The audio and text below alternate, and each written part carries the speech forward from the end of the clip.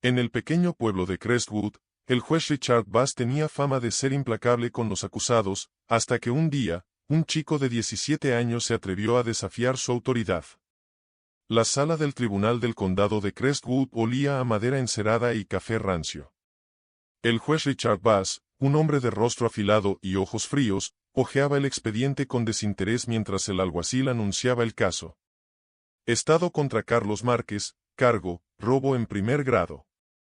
Carlos, un hombre de 52 años con las manos callosas y la camisa desteñida, permanecía de pie junto a su abogado de oficio, quien revisaba sus notas sin convicción.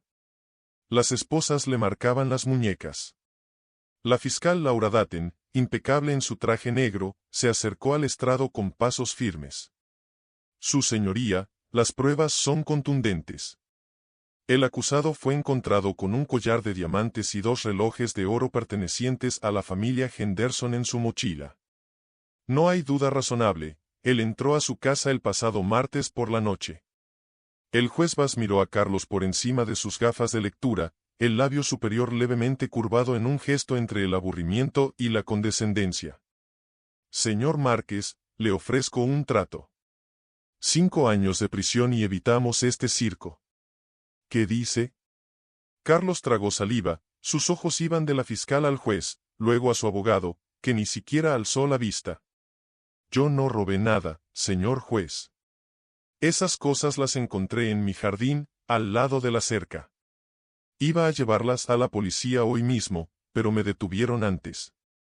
Un murmullo de incredulidad recorrió la galería. Alguien tosió para disimular una risa. El juez Bass soltó un suspiro exagerado, como si le doliera tener que escuchar semejante fantasía. Muy conmovedor. ¿Alguna prueba de esa versión? El abogado de Carlos abrió la boca para hablar, pero antes de que pudiera articular una palabra, una voz clara y juvenil cortó el silencio desde la última fila de la galería.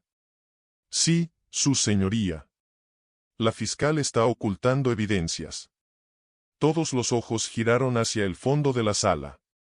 Allí estaba Daniel Rivera, un muchacho de 17 años con una sudadera holgada y una carpeta de plástico en las manos. Su postura era tranquila, pero sus ojos no dejaban de brillar con determinación. El juez Bass entrecerró los ojos, como si no creyera lo que veía. Disculpe, joven, ¿quién demonios es usted? Daniel no se inmutó. Daniel Rivera. Vecino de Carlos. Y si me permite, su señoría, hay algo que todos aquí necesitan ver. La fiscal Datten palideció levemente. El juez miró al techo, como pidiendo paciencia al cielo. Esto no es un juego, muchacho. Si interrumpe otra vez, lo echo de la sala. Pero Daniel ya había empezado a caminar por el pasillo central, ignorando las miradas de asombro. Llevaba años esperando este momento. Y no iba a callarse. Un silencio pesado llenó la sala cuando Daniel llegó frente a la baranda. El juez Bass lo observaba con una mezcla de irritación y curiosidad, los dedos tamborileando sobre el estrado. ¿Tiene idea de lo que significa interferir en un juicio, muchacho? Preguntó el juez, con voz cargada de advertencia. Daniel no se inmutó. Respiró hondo y levantó la carpeta que llevaba bajo el brazo. Sé lo que significa callar cuando alguien está a punto de ser condenado injustamente. La fiscal Datten se incorporó de golpe, la voz afilada como un cuchillo. Su señoría, esto es inadmisible. El acusado ya tiene representación legal. Carlos merece una defensa real, replicó Daniel, sin apartar la mirada del juez. No alguien que ni siquiera revisó las pruebas. El abogado de oficio, un hombre joven con ojeras marcadas, abrió la boca para protestar, pero se detuvo al ver el contenido de la carpeta que Daniel colocó sobre la mesa. ¿Qué es esto?, preguntó el juez Bass, inclinándose hacia adelante. Pruebas que la fiscalía ignoró, respondió Daniel, pasando una hoja hacia el estrado. Empecemos por el video de vigilancia de la tienda de empeños, Golden Pawn, a 2 cuadras de la casa de los Henderson. La fiscal Datten palideció visiblemente. Ese video no tiene ninguna relevancia. muestra al hijo de los Henderson vendiendo un collar idéntico al robado, interrumpió Daniel. A las 3:17 p.m. del mismo día del supuesto robo. ¿Cómo puede Carlos haberlo tomado de la casa si ya no estaba allí? Un murmullo creció en la galería. El juez Bass tomó el documento y lo revisó con atención, el ceño cada vez más fruncido. Fiscal Datten, ¿qué tiene que decir sobre esto? La fiscal apretó la mandíbula. El video no ha sido autenticado, su señoría. Podría estar alterado. Daniel no le dio tiempo de continuar. Sacó un segundo documento. Aquí está el informe del 911. Carlos llamó a las 8:30 p.m. para reportar que había encontrado objetos valiosos en su propiedad. La policía lo arrestó antes de que terminara la llamada. ¿Por qué eso no aparece en el reporte inicial? El alguacil junto al estrado se removió incómodo. El juez Bass miró a Daniel con una expresión que ya no era de fastidio, sino de algo parecido al respeto. ¿Y cómo obtuvo estos documentos, joven Rivera? Daniel sostuvo su mirada. Porque alguien tenía que hacer las preguntas correctas. La fiscal Datten golpeó la mesa. Su señoría, esto es un circo. El acusado fue encontrado con la propiedad robada. Las pruebas son claras. No tan claras, dijo Daniel, sacando una última hoja. Aquí está la declaración del vecino de al lado, el señor Edwards. Dice que vio a alguien escalando la ventana de los Henderson esa noche. Y la descripción coincide con el hijo de la familia, no con Carlos. El silencio que siguió fue tan denso que se podía cortar con un cuchillo. El juez Bass se reclinó en su silla, los dedos entrelazados. Fiscal Datten, ¿tiene alguna explicación? La fiscal no respondió de inmediato. Por primera vez, su seguridad inquebrantable mostraba grietas. Daniel aprovechó el momento. Su señoría, esto no es solo un error. Es negligencia. Y si el tribunal permite que Carlos sea condenado sin examinar todas las pruebas, entonces esto no es justicia. Es una farsa. El juez Bass observó a Daniel durante un largo momento, luego miró a Carlos, cuyos ojos brillaban de emoción contenida. Finalmente, suspiró. Receso de 15 minutos. Fiscal Datten, mi despacho.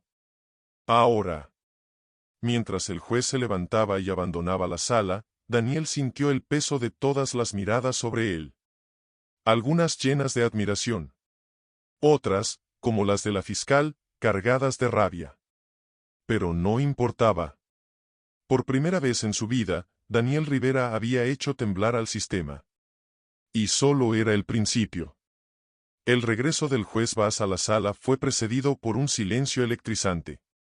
Todos los presentes contenían el aliento mientras el magistrado se acomodaba pesadamente en su asiento, sus nudillos blanqueados al aferrar los brazos del sillón judicial. La fiscal Datten entró detrás de él, su rostro antes impecable ahora mostraba líneas de tensión alrededor de la boca apretada. Daniel permanecía de pie frente a la baranda, sus manos ligeramente temblorosas pero su postura firme. A su lado, Carlos respiraba entrecortadamente, sus ojos rojos por las lágrimas contenidas. El juez Bass limpió sus gafas meticulosamente antes de hablar, ganando unos segundos más de suspenso. Cuando finalmente alzó la vista, su mirada no mostraba el desdén habitual, sino algo más complejo, una mezcla de resignación y algo que podría haber sido respeto. Después de revisar las nuevas evidencias presentadas, comenzó el juez, su voz más grave de lo habitual, este tribunal ha llegado a una conclusión inusual. Un periodista en la primera fila dejó escapar su pluma, el golpe contra el piso de madera resonó como un disparo en el silencio. El caso contra el señor Márquez presenta irregularidades significativas. El juez hizo una pausa, como si cada palabra le costara esfuerzo. La fiscalía ha admitido que no se siguió el protocolo adecuado en la recolección de pruebas. La fiscal Datten se aferró al borde de la mesa, sus uñas pintadas de rojo oscuro arañando la superficie pulida. Sin embargo, continuó el juez, esto no absuelve completamente al acusado de... Daniel no pudo contenerse. Con todo respeto, su señoría, interrumpió, su voz quebrándose apenas. ¿Cuántas pruebas más necesita? Tenemos el video, el testimonio olvidado, la llamada al 911 que nunca se investigó. El juez alzó una mano, pero esta vez no para reprenderlo. Termine, joven Rivera. Daniel tragó saliva, sintiendo el peso de la sala sobre sus hombros. Solo pido, no, suplico que este tribunal haga lo correcto. No por mí. Por Carlos. Por todos los que no tienen voz. El silencio que siguió fue tan profundo que se podía escuchar el tic-tac del reloj de pared. El juez Bass miró alternativamente a Daniel, a Carlos, luego a la fiscal Datten. Finalmente, con un movimiento casi teatral, alcanzó su mazo. En base a las graves inconsistencias en el caso presentado por la Fiscalía, declaró, y considerando las nuevas evidencias presentadas, este tribunal no tiene más remedio que... El mazo golpeó el estrado con un sonido seco que hizo saltar a varios presentes. Desestimar todos los cargos contra el señor Carlos Márquez. Queda en libertad inmediata. El estallido en la sala fue instantáneo. Carlos se desplomó en su asiento, sollozando abiertamente ahora. Los reporteros se abalanzaron hacia adelante, sus cámaras destellando. La fiscal Datten recogió sus documentos con movimientos bruscos, evitando las miradas de todos. Pero fue la reacción del juez Bass la que sorprendió a todos. En lugar de retirarse inmediatamente como era su costumbre, se quedó observando a Daniel con una expresión inescrutable. Finalmente, hizo un gesto casi imperceptible con la cabeza antes de levantarse y salir por la puerta trasera de la sala. Daniel apenas tuvo tiempo de procesarlo antes de que Carlos lo abrazara con fuerza, sus lágrimas mojando el hombro del joven. «Gracias, mijo», susurró el hombre entre sollozos. «Dios te bendiga». Mientras ayudaba a Carlos a recoger sus escasas pertenencias, Daniel notó que alguien más se acercaba. Era el abogado de oficio, el mismo que apenas había hablado durante todo el juicio. El hombre extendió una tarjeta de visita hacia Daniel. «Si alguna vez consideras estudiar Derecho», dijo con una media sonrisa, «mi firma estaría interesada». El murmullo en la sala cesó abruptamente cuando el juez Bass reapareció en el estrado. Su rostro, antes marcado por la arrogancia, ahora mostraba líneas de fatiga alrededor de los ojos. La fiscal Datten lo seguía con pasos cortos, sus uñas pintadas de rojo oscuro clavándose en la carpeta que llevaba contra el pecho. Daniel permanecía de pie junto a Carlos, sintiendo como el sudor frío le recorría la espalda. La carpeta con las pruebas ahora estaba abierta sobre la mesa, sus hojas esparcidas como cartas de una partida decisiva. El juez Bass se aclaró la garganta. El sonido resonó como un trueno en el silencio expectante. Este tribunal ha revisado minuciosamente las nuevas evidencias presentadas, comenzó, sus palabras medidas y pesadas. Y debo admitir que plantean cuestionamientos significativos sobre el caso del Estado. La fiscal Datten se tensó visiblemente, sus labios formando una línea delgada.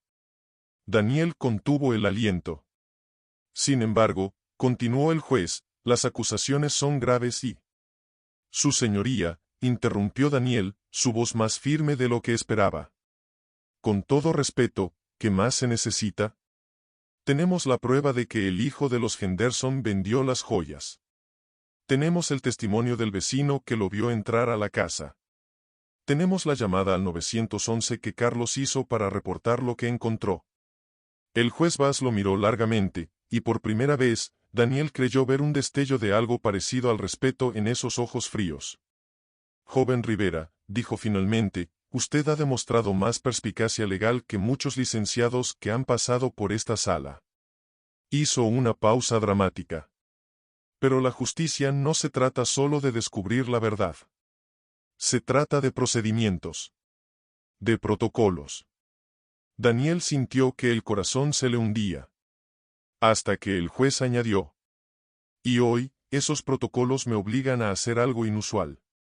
Con movimientos deliberados, el juez Bass tomó su mazo. El sonido de madera contra madera retumbó en la sala. Caso desestimado. Carlos Márquez queda en libertad inmediata. El estallido fue instantáneo. Carlos se derrumbó en llanto, murmurando oraciones en español. Los periodistas se abalanzaron hacia adelante, sus flashes iluminando la escena como relámpagos. La fiscal Daten recogió sus documentos con movimientos bruscos, evitando las miradas. Pero el momento más sorprendente llegó cuando el juez Bass, en lugar de retirarse como solía hacer, se inclinó hacia adelante y dijo en voz baja, solo para Daniel: cuando te gradúes de la Facultad de Derecho, ven a verme. Podríamos necesitar más como tú en este sistema. Mientras ayudaba a Carlos a recoger sus cosas, Daniel notó que el abogado de oficio se acercaba con una sonrisa tímida y una tarjeta extendida. En la galería, varios espectadores, muchos de ellos vecinos del barrio, comenzaban a ponerse de pie, aplaudiendo lentamente al principio, luego con más fuerza. El sonido de esas palmas resonaba más fuerte que cualquier mazo judicial. La tarde caía sobre el juzgado de Crestwood, pintando el cielo de tonos dorados mientras Daniel y Carlos salían por las escalinatas de mármol. Las cámaras de los reporteros los seguían, los flashes iluminando sus rostros. Carlos, con los ojos aún húmedos, apretó el hombro de Daniel con una mano temblorosa. No sé cómo pagarte esto, mijo. Daniel sonrió, mirando hacia el horizonte. No hay que pagar nada, don Carlos. Solo hacer lo correcto. Detrás de ellos, entre las sombras del edificio, el juez Bass observaba desde una ventana alta, los brazos cruzados. Su expresión era inescrutable, pero ya no había rastro de aquel desdén inicial. Abajo, en la calle, un grupo de jóvenes del barrio esperaba con carteles hechos a mano: justicia para todos, Daniel, nuestro abogado. La fiscal Daten salió por una puerta lateral, su teléfono pegado al oído, murmurando órdenes secas. Al ver a Daniel, hizo una pausa. Sus ojos se encontraron por un instante cargado de algo que podría haber sido respeto, o tal vez advertencia. Daniel no apartó la mirada. Mientras caminaban hacia la multitud, una niña pequeña se acercó corriendo y le entregó a Daniel un dibujo, un juez con rostro de monstruo y un chico con una carpeta gigante derrotándolo. Para que no olvides que los héroes no siempre llevan capa, dijo la niña, seria. A veces llevan sudaderas.